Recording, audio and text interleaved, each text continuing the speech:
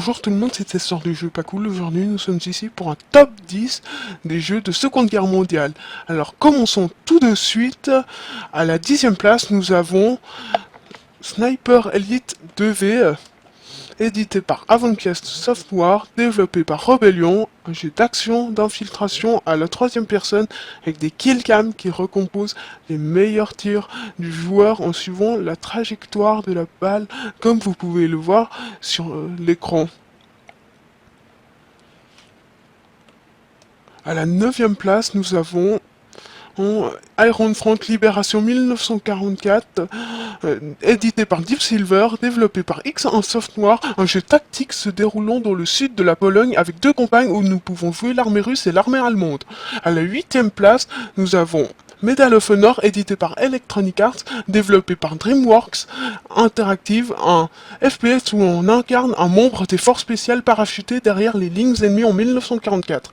La campagne propose 7 missions divisées en 24 niveaux avec des objectifs allant de la destruction de bâtiments au vol de documents. Deux joueurs peuvent s'affronter sur la même télévision en écran partagé. Alors, à la 7e place, nous avons Commando derrière les lignes ennemies, et édité par Eidos Interactive, développé par Pyro Studio, un jeu de stratégie où nous commandons une petite équipe de soldats d'élite appelés Commando. À la 6e place, nous avons Company of Heroes, édité par THQ, développé par Relic Entertainment. Encore un jeu de stratégie, nous proposons de suivre l'avancée des troupes américaines après le débarquement de Normandie. Alors, à la 5e place, nous avons Red Orchestra Ostfront 41 à 45, édité par SDLL, développé par Tripwire Interactive, un FPS qui nous propose de participer aux plus grandes batailles du front de l'Est pendant la Seconde Guerre mondiale. Traversons 13 environnements authentiques comprenant 5 scénarios d'infanterie, 4 scénarios interarmes et 4 scénarios de blindés. À la 4e place, nous avons Call of Duty 2, édité par Activision, développé par Infinity Ward, un jeu d'action FPS. Ce jeu a la particularité d'avoir une ambiance très cinématographique qui lui donne des allures de film. Ayant mission solo répartie sur 3 campagnes et pouvant se battre à bord de véhicules authentiques comme des chars. Alors, à la 3e place, Call of Duty World at War, édité par Activision Blizzard, développé par Treyarch, un FPS incarnant des soldats américains dans la guerre du Pacifique affrontant la puissante armée japonaise. À la 2e place, Wolfenstein 3D, édité par Apogee, développé par ID Software, un des premiers FPS, le but étant de trouver son chemin dans un château nazi et de se débarrasser de tous ses ennemis. Et à la 1re place, nous avons Battlefield 1942, un jeu édité par Electronic Arts, développé par DICE, un jeu de FPS stratégie spécialement conçu pour être joué à plusieurs. Le principe consiste à prendre le contrôle de plusieurs points de la carte pour s'assurer de plus grandes chances de victoire face à l'adversaire. L'utilisation des véhicules est possible pour traverser les cartes ou lancer des grandes offensives. Alors ne me quittez pas, puisqu'il nous reste encore un gameplay de Battlefield 1942 que j'ai préparé, j'ai fait exprès, puisque c'était mon avis surtout.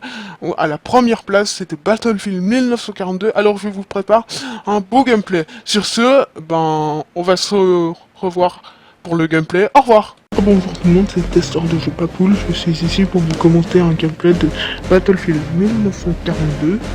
Je vais sur Stalingrad, la map. Là, je suis avec les alliés ou l'URSS comme vous voulez.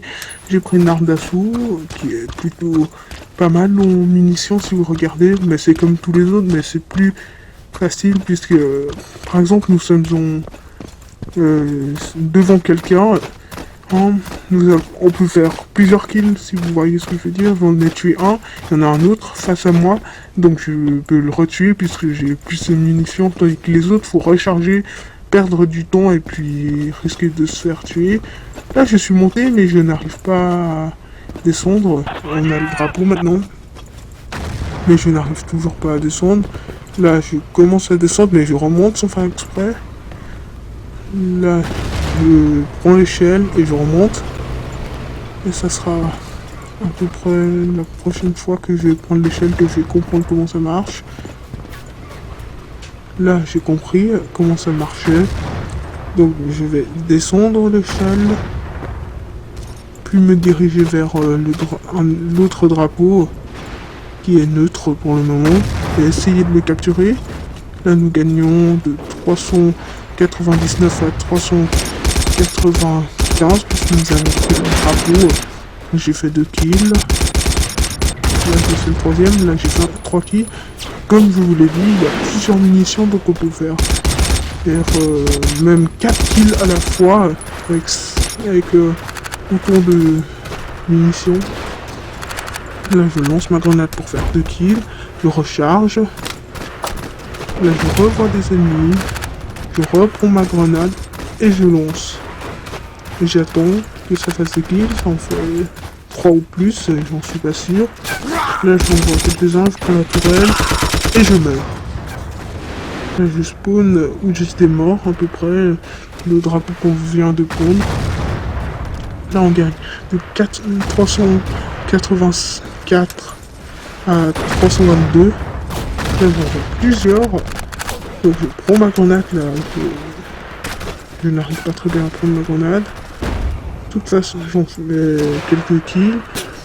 Là, je fais que tirer ma grenade puisque il y a une caisse de munitions, donc je peux avoir autant de munitions que je veux. Là, je vois quelqu'un qui a tiré une roquette, je le tue.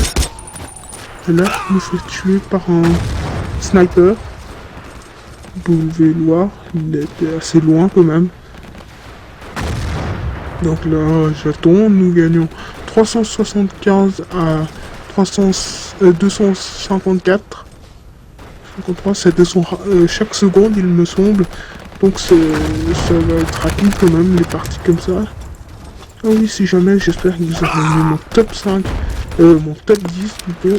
Là, j'ai mal lancé la grenade et la rebondie sur la caisse est venue sur moi. Et j'espère que vous aurez apprécié mon top 10 des jeux de Seconde Guerre mondiale. Pensez à mettre un pouce vert si vous avez aimé. Là, je me suis fait tuer par un sniper, toujours. C'est le plus redoutable du jeu. Puisque des fois, il peut, surtout quand nous sommes allongés, il peut faire des one-shot. Et des fois, non. Ça dépend, des fois, c'est pas souvent. Là, nous gagnons de 57 à 175. Je prends ma grenade pour les lancer dessus encore, pour faire quelques kills au moins. On a fait 3 ou 4, plusieurs fois. Là, de toute façon, j'ai la caisse de munitions, donc je peux avoir autant de grenades que je veux. Là, je retire sur la caisse sans faire exprès. Je m'allonge, pour ne pas me prendre la grenade comme la dernière fois. Là, je tire des grenades à la l'aveuglette qui font 2-3 kills quand même.